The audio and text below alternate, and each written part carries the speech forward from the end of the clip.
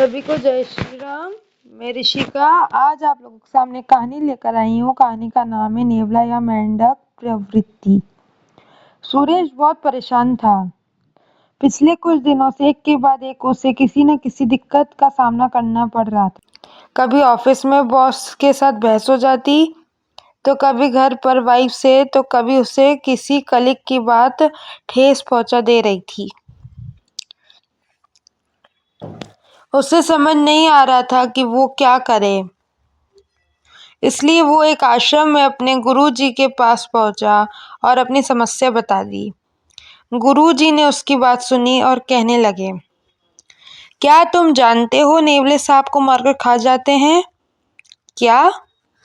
कितनी अद्भुत है ये। छोटे से नेवले इतने जहरीले कोबरा सांप तक को मारकर खा जाते हैं। ऐसा लगता है कि इन नेवलों को सांपों ने इतनी बार काटा है कि उनके अंदर एक प्रतिरोधक क्षमता विकसित हो गई है और अब उनके ऊपर इस जहर का कोई असर नहीं होता। क्या सुरेश को कुछ समझ नहीं आ रहा था कि गुरुजी ने क्या बात कर रहे हैं? और क्या तुम जानते हो, जंगली इलाकों में एक प्रजाति के छोटे छोटे मेंढक होते हैं जो बेहद जहरीले होते हैं। वे पैदाइशी ऐसे नहीं होते।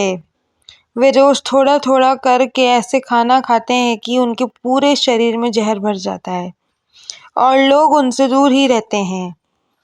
यह सुनकर सुरेश से रह नहीं गया और वह झल्लाहट में बोला, मुझे समझ नहीं आता कि मैंने आपसे अपनी लाइफ की एक प्रॉब्लम शेयर की और आप मुझे जंतु विज्ञान का पाठ पढ़ा रहे हैं। गुरुजी मुस्कुराए, बेटा, जब तुम जहर रूपी दर्द या परेशानी को अनुभव करो तो तुम्हारे पास दो विकल्प होते हैं। तुम नेवले की तरह उस अनुभव को जहर के प्रति प्रतिरोधक क्षमता विकसित करने से प्रयोग कर सकते हो, यानी कि तुम विपरीत परिस्थितियों का सामना करके खुद को और मजबूत बना सकते हो, या तुम उन मेंढकों की तरह बन सकते हो जो जहर को अपने शरीर का हिस्सा बनाते जाते हैं और इसी वजह से हर कोई उनसे दूर ही बना के रखना चाहता है। ऐसा कोई इंसान नहीं जिसके साथ कभी कुछ बुरा नहीं होता। ऐसा होने पर कोई कैसे प्रतिक्रिया करता है, ये उसके ऊपर है। बताओ, तुम कैसे बनना चाहोगे, नेवले की तरह या मेंढक के जैसे? जीवन में कटु अनुभव को टाला नहीं जा सकता। जो किया जा सकता है वो ये है कि हम इन अनुभवों को कैसे लेते हैं, हम खुद पे इनका क्या असर होने देते हैं।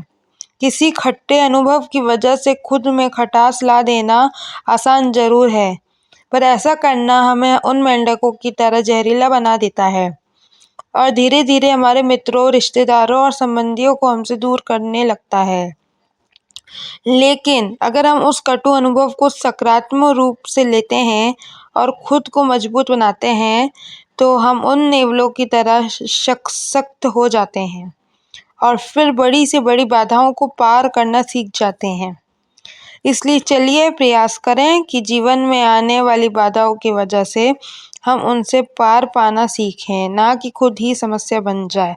सदैव प्रसन्न रहिए, जो प्राप्त है वही पर्याप्त है। धन्यवाद। जय हो, सदा विजय हो।